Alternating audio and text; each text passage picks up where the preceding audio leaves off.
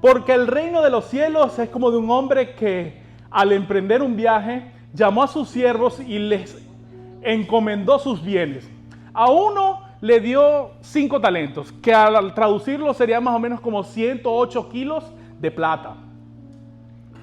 A los otros 2, a uno le dio, a otro le dio 2 y a otro le dio 1. Cada uno conforme a su capacidad. Y se fue de viaje. ¿Sí? A uno le entregó 5 talentos equivalentes a 108 kilos de plata. A otro les entregó 2 talentos y a otro le entregó 1 talento. El que había recibido 5 talentos enseguida fue y negoció con ellos y ganó otros 5 talentos. Perfecto. Asimismo, el que había recibido 2 talentos, que al cambio serían como unos 43 kilos, .2 de plata, ganó otros 2 talentos. Genial. Pero el que había recibido 1 fue y cavó en la tierra y escondió el dinero de su señor. Después de mucho tiempo vino el señor de aquellos siervos y arregló cuenta con ellos, obviamente. Llegando el que había recibido 5 talentos, trajo otros 5 talentos, diciendo: Señor, usted me entregó 5, mire, he ganado otros 5 talentos. Su señor le dijo: bien, siervo bueno y fiel. Y en lo poco me fuiste fiel, sobre lo mucho te pondré. Entra en el gozo de tu señor. Hasta aquí vamos bien. Agarró 5, el que tenía 5 talentos, le agarró a su amo y le dijo: aquí tengo 5 talentos más. Ya no son solamente 5, ahora son 10. Vino el amo y le dijo: perfecto. Wow, lograste hacer eso. Bueno, siervo bueno y fiel. Perfecto. Ahora viene el que trajo 2 talentos. Llegando también el de los 2 talentos, dijo: Señor, usted entregó 2 talentos. Mire, he ganado otros 2 talentos. Qué maravilloso, ¿verdad? Y el Señor le dijo: bien, siervo bueno y fiel. En lo poco fuiste fiel, sobre lo mucho te pondré. Entra en el gozo de tu Señor. Maravilloso. Pero llegando también el que había recibido 1 talento, dijo: Señor, ¿sabía que usted era un hombre? Oh, ¿los otros 2 no lo sabían? Yo le aseguro que sí. Que ciega donde no sembró y recoge donde no esparció. Y tuve miedo y fui y escondí su talento en la tierra. Mire, aquí está. Aquí tiene lo que es suyo. Y me quedo hasta ahí. No sigo adelante.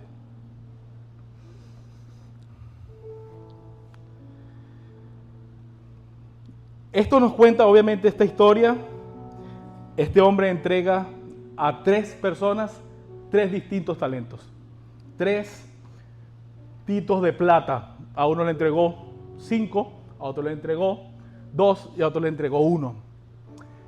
Mi pregunta es la siguiente: ¿cuántos talentos Dios te ha entregado a ti? Porque estoy seguro que Dios te ha entregado un talento. ¿O no? Por lo menos 1 talento nos ha entregado.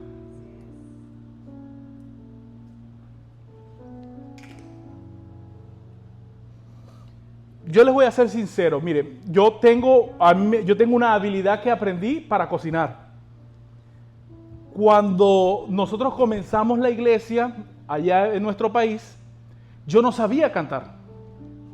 Todavía me falta mucho, pero yo no sabía cantar.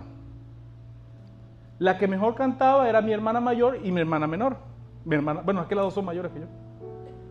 Aquí el menor soy yo. Yo soy gemelo, o algunos le dicen twins, pero yo soy gemelo. Ella nació primero que yo. Pero siempre supe que ellas obviamente tenían más talento a la hora de cantar. Cuando yo comencé a cantar, eso era horrible. Horrible. Pero decidí creer que si Dios puso esos talentos en ella, yo también podría desarrollarlo. Y comencé a estudiar, y a estudiar, y a estudiar. Y escuchaba, ¿sabes lo que yo hacía? Yo ponía Bueno, para mi época no existían tantos DVD, o si existían yo no tenía plata para comprarlo. Existía el radio y yo le conectaba un audífono. Ahorita es que todo es inalámbrico, pero antes no le conectaba un audífono y te lo ponías y ahí te quedabas extasiado. Bueno, yo agarraba esos audífonos y me quedaba y por horas ensayaba una canción. Y me aprendía todo. Me aprendía cómo tocaba el bajo, me aprendía lo que hacía una guitarra, me aprendía lo que hacía el vocalista, lo que hacía el segunda voz, la tercera voz, y me lo sabía todo. Y después pasaba a la segunda canción. Y así hice. Y así fue que fui desarrollando un talento. Pero ese talento hay que multiplicarlo. Lo que Dios nos entregue, hay que multiplicarlo, porque nosotros por sí solos, o usted cuando venga el Señor, vaya a la presencia de Dios, Señor, tú me entregaste este talento, te lo devuelvo. Ay, ¿qué te va a decir? Siervo inútil. Siervo malo. Ah, yo te entregué un talento y no lo fuiste capaz de multiplicar. Cuando Dios nos entrega algo que usted puede identificar que Dios se lo entregó, porque está, ¿cómo yo sé que es algo que Dios me entrega? Porque dentro de mi capacidad natural yo no sé cómo hacerla. Hay muchos que nacen con una cualidad para jugar deportes. Obviamente yo no. Pero hay muchos como jugadores profesionales. Nacen con una habilidad nata. Muchos nacen con una habilidad en la cocina. Yo desde muy pequeño observaba a mi mamá viendo cocinar. Ya mi mamá no cocina, casi nada. Pero antes, y me enamoré de la cocina. Y ¿saben algo? Yo suelo oler antes de saborear. Y yo al oler, yo digo, esto tiene esto, tiene esto, tiene esto. Debes saber así. Y cuando algo me sorprende, mi cara se nota porque yo suelo identificar, para mí un sabor espectacular es que tenga sal, algo dulce y un chin de spicy. Que tenga algo que tú digas, wow, esto desarrolla el paladar. Eso es lo que a mí me gusta y eso fue el don que Dios puso en mí. Y yo fui estudiando, créanme que yo estudié bastante. Me gradué en un instituto de cocina internacional. Estuve haciendo pasantías y estuve trabajando por muchos años y todavía sigo trabajando en cocina. Y me encanta la cocina. Pero cuando Dios nos entrega esos talentos hay que ponerlos en práctica. ¿Amén? Debemos trabajar con lo que Dios nos ha dado.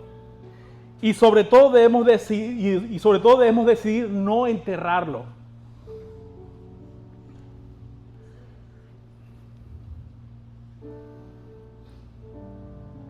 Lo primero que vamos a ver el día de hoy es lo siguiente.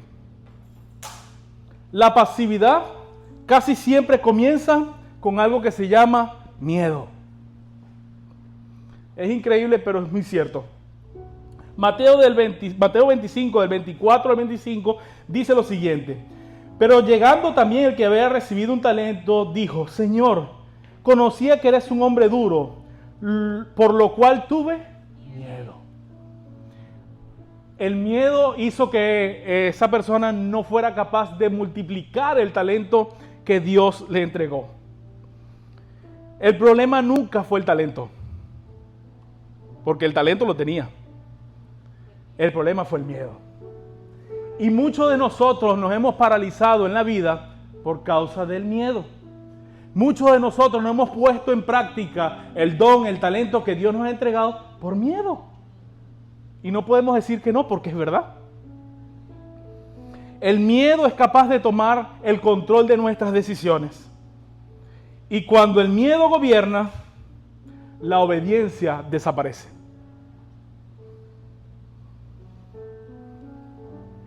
Detrás de esta pasividad, lo que existe es lo siguiente: miedo al fracaso, miedo al rechazo, miedo a equivocarnos, miedos a perder, baja autoestima y heridas del pasado.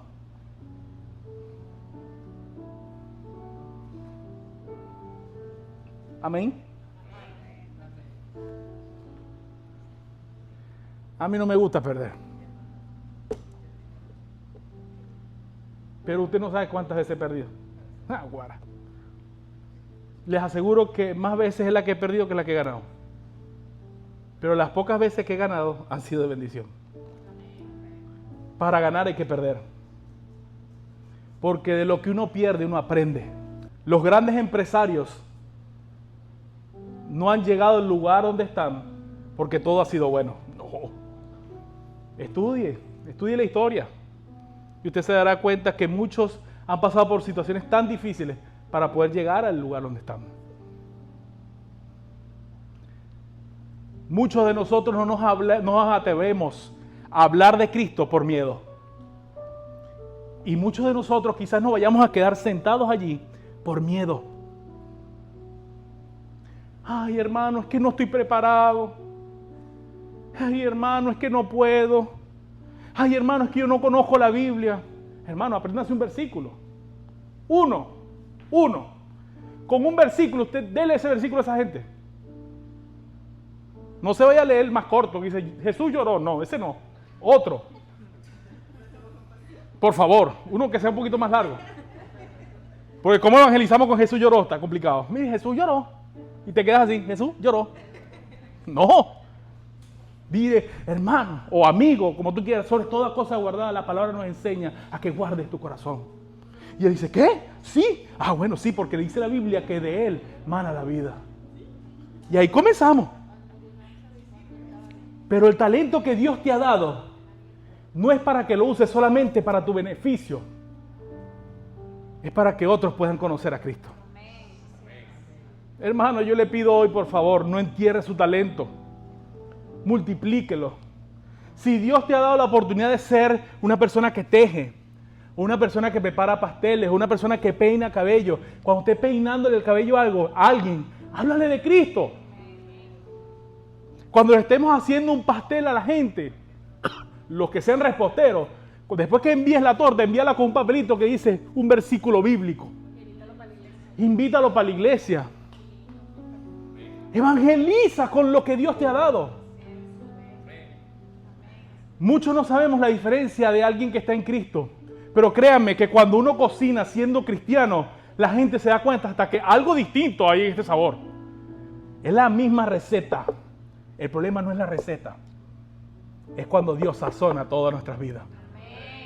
Cuando Dios sazona nuestras vidas, no hay manera de que sepamos igual que el mundo. Esa es la realidad.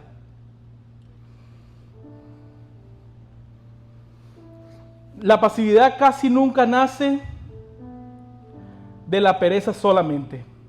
Muchas veces nace de un corazón herido. Y mi pregunta es la siguiente hoy.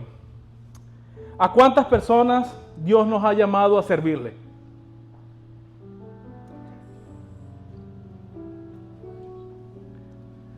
¿En qué área está sirviendo? ¿Dios te llamó a servirle?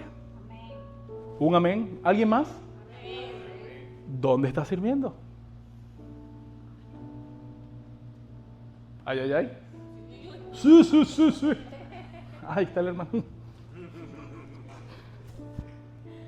¿Cuántos matrimonios necesitan una conversación seria?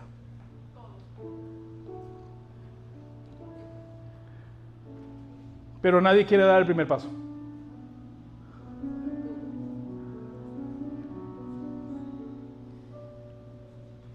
A mí me encanta la iglesia porque cuando uno viene a la iglesia, uno siempre viene bien vestido, olorosito, y siempre vemos lo mejor de las personas.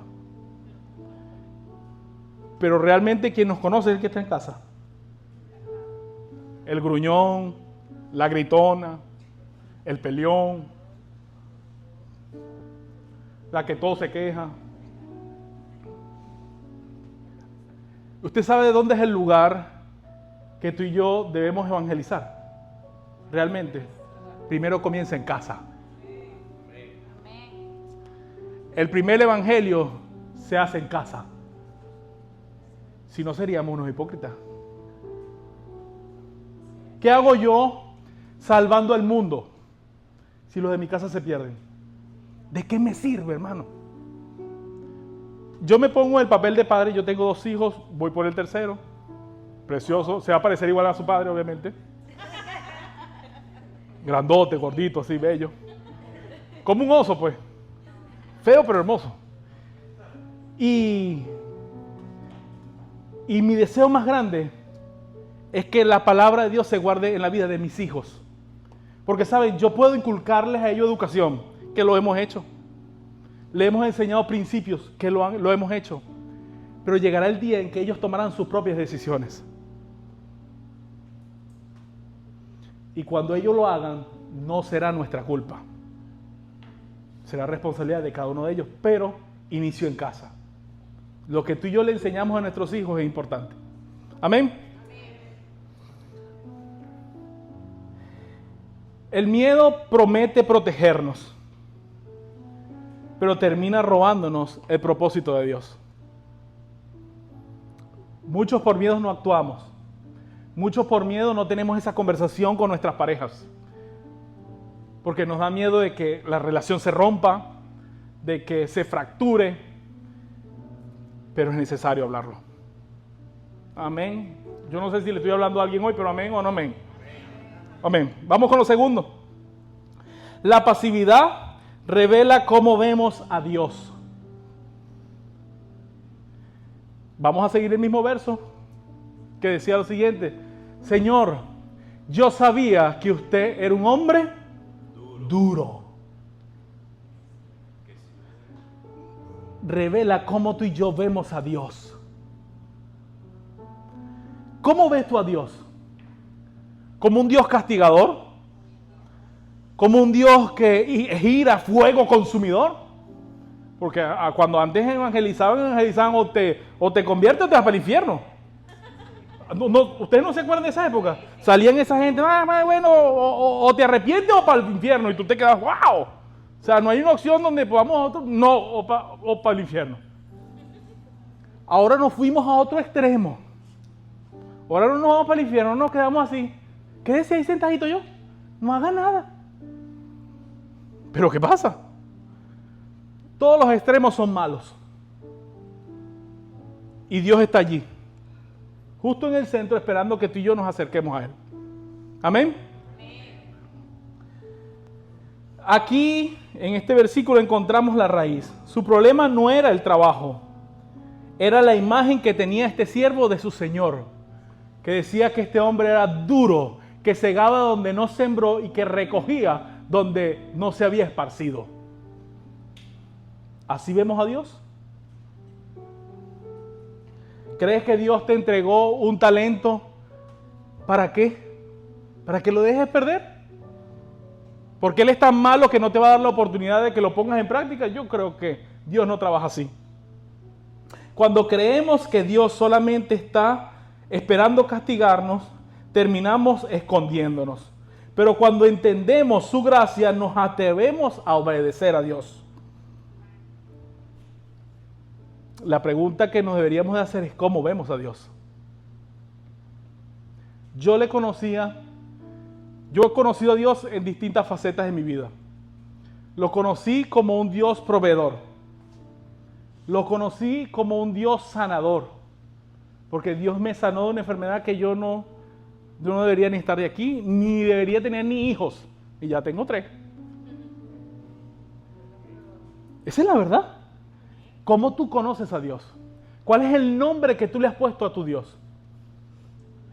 Señor, yo te conozco como un Dios restaurador. Señor, yo te conozco como un Dios que sanó mi vida, que restauró mi matrimonio. ¿Cómo lo conoces?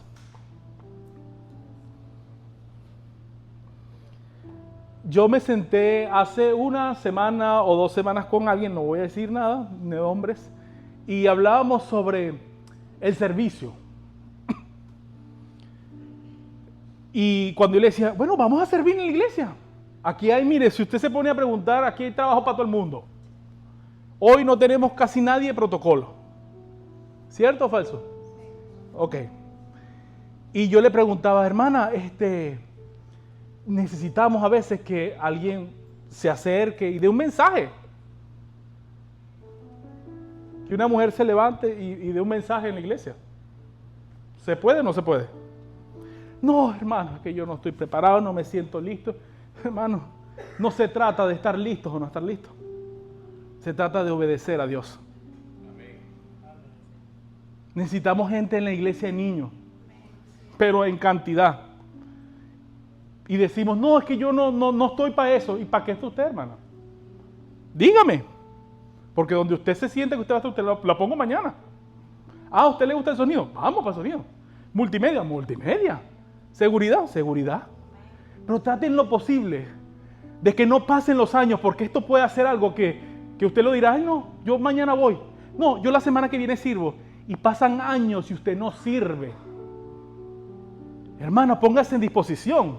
Si usted no sabe, aprenda. ¿A cuántos nos ha costado aprender el inglés? Y lo hemos aprendido. No, bueno, ahí vamos. Pero lo intentamos. ¿Y por qué no intentamos entonces hacer esto para Dios? ¿Usted sabe cuánta gente nosotros necesitamos? Porque nosotros venimos, podemos entrar aquí a la 1 de la tarde. Cuando usted llega a la 1:50, todavía no estamos casi listos, usted todavía nos ve ensayando. ¿Cierto o falso? Porque necesitamos manos que nos ayuden. Porque cuando llegamos hay 2 personas instalando sonido. Mientras nosotros estamos arreglando la silla, vamos quitando aquí, vamos arreglando los aires. Usted no sabe cuántas cosas usted hacemos para que cuando usted llegue, usted esté sentadito, bien, bello, precioso. Pero es necesario que usted sirva, hermano. Es necesario que usted multiplique su talento. No por mí, no por el pastor, nosotros no lo necesitamos. Usted necesita servir a Dios. No sea pasivo. No se quede con esa reacción de pasividad. Actúe, hermano. Ya pronto nosotros vamos a ser cada día más viejitos. Mentira no es. Y vamos a necesitar cada día más ayuda. De todas esas jóvenes que se están preparando. Lucha, todas esas jóvenes que veo por ahí, por allá.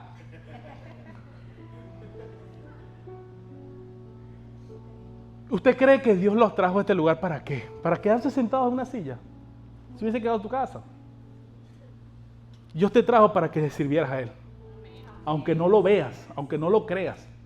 Dios te llamó con el propósito de poder bendecirte y que tu vida sea de bendición para otros. Usted no sabe cuántas veces yo he vivido muchos procesos en mi vida. El de sanidad, el de restauración familiar. Y justamente en esos procesos más difíciles es donde Dios me ha usado. A veces vivimos problemas familiares tan fuertes y le preguntamos a Dios, Señor, ¿por qué? Porque Dios va a usar eso para bendecir a otros. Amén. Amén. Vamos con lo tercero. Lo que no haces también tiene consecuencias. Mateo del 25, del 26 al 30 nos habla de este tercer siervo que conservó el talento pero perdió la oportunidad. Somos personas que nunca toman o que creemos que nunca tomamos una mala decisión. Simplemente no tomamos ninguna decisión. A veces nos convertimos en este tipo de personas que decidimos voluntariamente no hacer nada. No, ¿saben qué? No haré nada. No voy a hacer nada por mi matrimonio. No voy a hacer nada por mis hijos.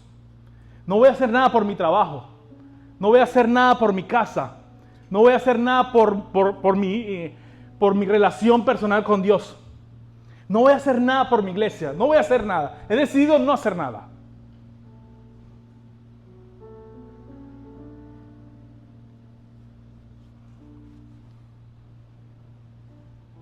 ¿Alguien se siente así? ¿Alguien ha decidido no hacer nada? Oh, ahorita nadie me dice nada.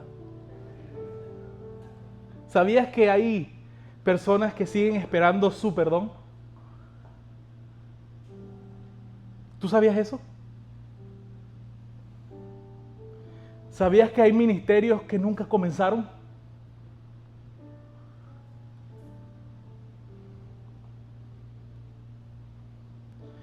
¿Sabías que hay sueños que nunca se han realizado? Porque simplemente decidiste no hacer nada. ¿Sabes que hay familias que no se han restaurado? Porque yo no decidí hacer nada.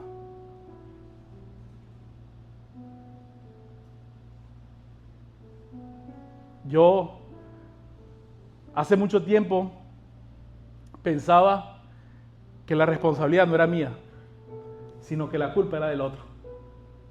Y por eso decidí ya no hacer nada. Y ahora, antes era muy joven, tomaba decisiones que no eran. Y ahora, ¿sabes qué? Prefiero sentarme y así no sea mi culpa. Perdóname. Vamos para adelante.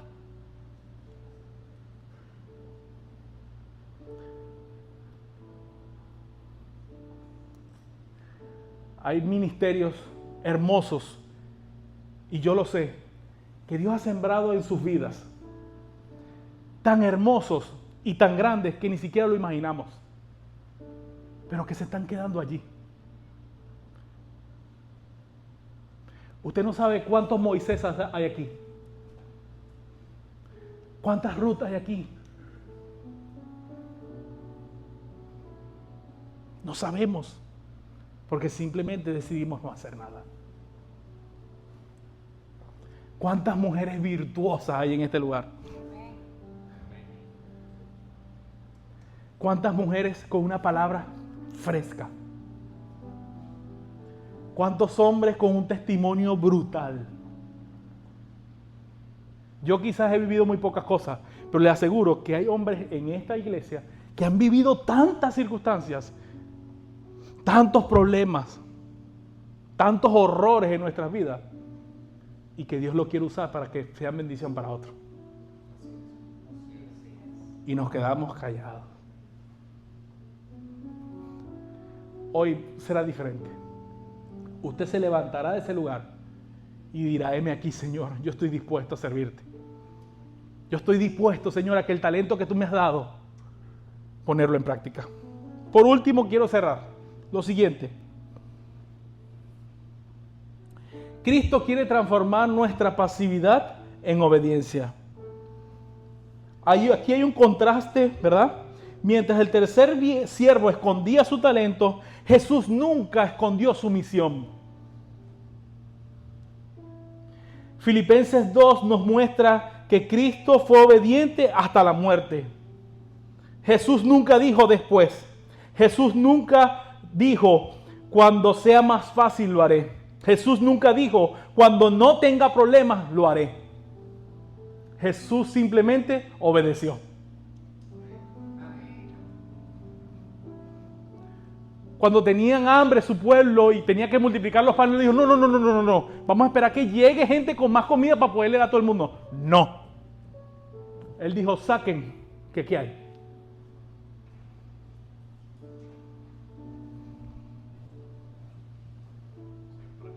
Siempre lo hizo así.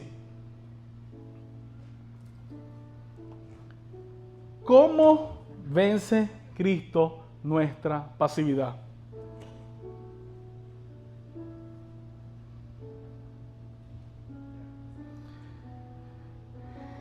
Para esto voy a leer un versículo que está en Santiago 1:22, que aquí lo dice todo. Dice: pero sed hacedores de la palabra y no tan solo oidores. Seamos hacedores. ¿Usted sabe qué significa la palabra hacedores? Que hagamos, que seamos proactivos, que pongamos en práctica lo que dice la palabra. Amemos a nuestro prójimo, así como nos amamos a nosotros mismos. Amemos a nuestro prójimo. Yo creo que hay muchos que se necesitan salvar. Hay muchos que necesitan conocer de Cristo. Y Dios te va a utilizar a ti, hermano Henry. Se llama Henry, ¿verdad? Dios te va a utilizar a ti. ¿Cómo se llama? ¿Ah? Steven. Dios te va a usar a ti. Dios te va a utilizar a ti, Liz. Dios lo va a utilizar a ustedes dos. ¿Cómo se llama usted, hermano? Rodrigo. Dios te va a usar. ¿Cómo se llama usted, hermano? Melina. Hermana Melina, Dios te va a usar. Pero es necesario que usted abra su boca. Nadina, Dios te va a usar. Pero es necesario que tú abras tu boca. Por allá atrás, no los conozco. Carol, Luis, Dios los va a usar. Pero es necesario que abran su boca. Que seamos hacedores de la palabra. no solamente oidores. ¿Es bueno oír la palabra? Sí, genial. Porque la fe dice la palabra que viene por el oír. Pero no solamente con el oír se queda. Ahora hay que poner en práctica lo que Dios ha sembrado en nuestras vidas. Amén. Seamos hacedores de la palabra. Da el primer paso de obediencia, porque la mayoría de los milagros en la Biblia comenzaron cuando alguien dio el paso de fe. Me encanta la historia de Moisés. Me encanta cuando se abrió ese mar. Me fascina esa historia. Pero si lo ponemos en contexto, imagínense que ahorita en este momento se abre el mar. Hermano, es una cosa increíble. Pero alguien tuvo que dar el primer paso para que eso sucediera. Alguien de este lugar tiene que dar el primer paso para que muchas vidas sean transformadas. Yo me acuerdo que cuando iniciamos hace 3 años, ¿no? Hace casi 3 años, Rafael y mi hermana y un grupo muy pequeño dimos el paso para arrancar. Y estamos creyendo en fe. Y hemos visto el fruto de esa fe. Porque no estamos solos. Antes éramos 10, 12, cuando mucho, ¿no? Y ahora somos un poquito más. Y seguimos creyendo, hermano. Porque si hay algo que se ha grabado en mi corazón, y se lo sincero es lo siguiente, que la palabra dice que Dios añade los que han de ser salvos. No soy yo. A veces me frustro y digo, Señor, ¿por qué no llegan tanta gente a la iglesia? Ay, Señor, ¿por qué? Yo hago mi parte. Que el Señor haga la suya. Él añade los que han de ser salvos, pero yo debo estar dispuesto a hacer. Yo debo estar dispuesto a evangelizar.